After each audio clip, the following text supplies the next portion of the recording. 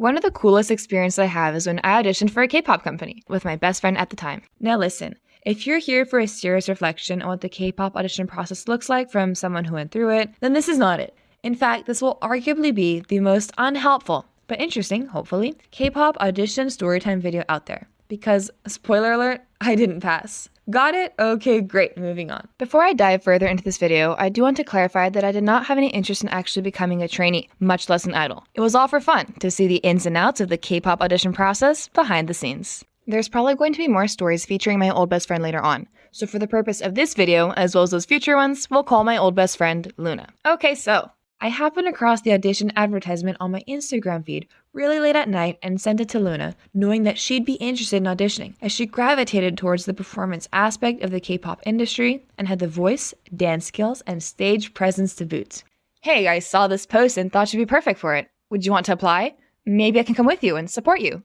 Luna replied almost instantly, yes, for sure, let's apply together. Whether it was her enthusiasm or my sleep deprivation kicking in, I can't exactly remember. But somehow, I found myself agreeing and I fell asleep shortly afterwards. While I did have some performance experience due to my time in a high school theater class, I was still quite far from outgoing. It was because of this withdrawn nature that my stomach churned whenever my thoughts drifted towards the audition as the day grew closer and closer. I had no idea what to expect, okay? Backing out wasn't an option. It would have been utterly lame if I did so, especially since Luna had already chosen her audition piece, a song called Blue Moon.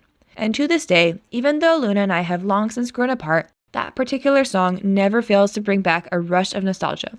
Recycling a recent theater assignment, I myself auditioned with the song by Twice, What Is Love. Arriving at the audition location was interesting, to say the least. First of all, it was held at a hotel, smack dab in the middle of my area's Koreatown, meaning that you'd have no idea that something was going on there unless you went there specifically with the intent to audition. My mom just about missed it on the way there. We had to double back because it was so inconspicuously placed. Second of all, there were way more applicants than I expected. Like seriously, there was a whole queue snaking around the hotel between the corridors when Luna and I entered. Upon entering, we were given a form to fill out with basic information such as our name, birth date, address, contact information, interests, the languages you know how to speak, our credit card number and social security number, kidding on the last two, obviously, and our chosen audition category, whether it be rap, dance, singing, modeling, acting, or some combination of the categories. Shortly after filling out that form, Luna and I entered the aforementioned queue, which did not consist of applicants waiting to audition, but applicants waiting to submit the form. After turning that form in, we had the chance to enter a raffle to win a signed one-on-one album, which, unsurprisingly, I didn't win.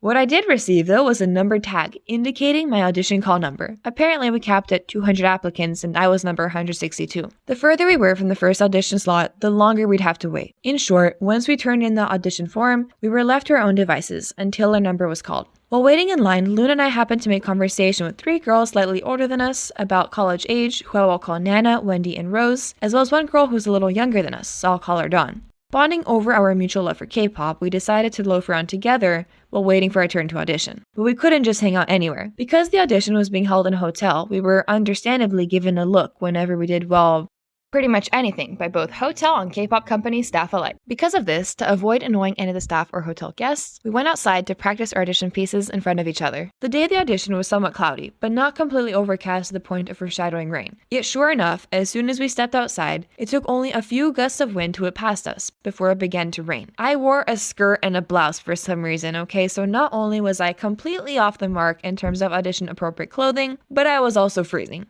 And I didn't bring a jacket or sweater of some kind either. Amidst the spattering of rain, we ran through our pieces. Even though I was only auditioning for fun, somewhere deep down, a small seed of anxiety began to take root, and watered by doubt, it took over. It didn't help that the group pointed out I was a little out of sync with the music, either a tad behind or a tad too early.